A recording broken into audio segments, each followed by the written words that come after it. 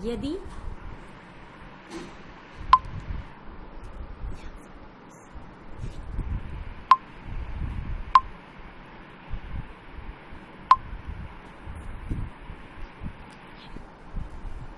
विद्यार्थियों, आगे की हम व्याख्या करते हैं।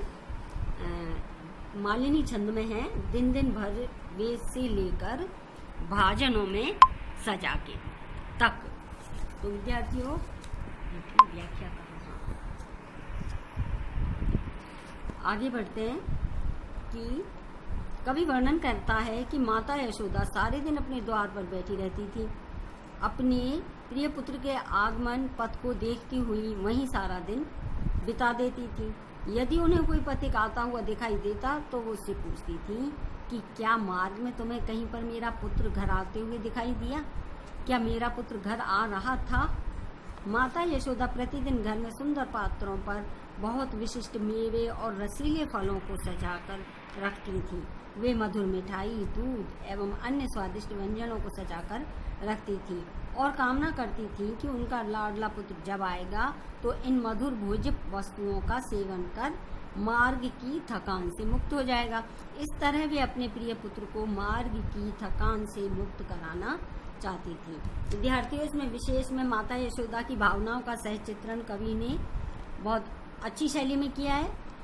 वात्सल्य भाव की इस पद में अच्छी व्यंजना हुई है। दूसरी बात है उत्कंठा एवं अभिलाषा भाव का समावेश हुआ है और छंद इसमें मालिनी छंद है। पद मैत्री एवं गति अति उचित है।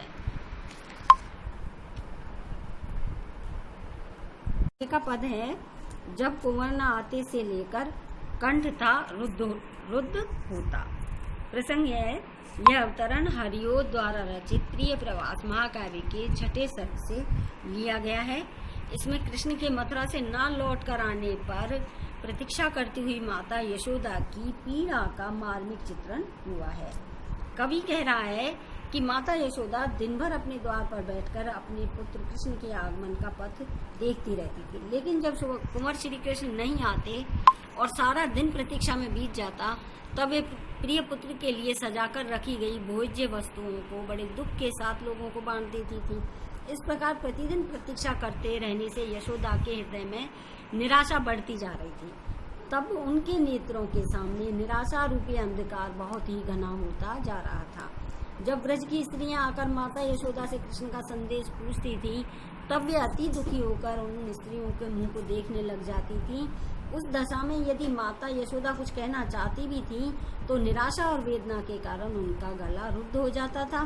भाव यह है कि अत्यधिक वात्सल्यता एवं विरह वेदना से उनका गला रुक जाता, गला भर आता और वो कुछ भी नहीं कह पाती थी। विद्यार्थियों, इसमें विशेष में आप लिख सकते हो कि निराशा एवं उन्मना दशा का बहुत ही अच्छा चित्रण किया गया है। शब्दावली सरल है, पद योजना में मालिनी छंद है, गति यति का बहुत सुंदर चित्रण है।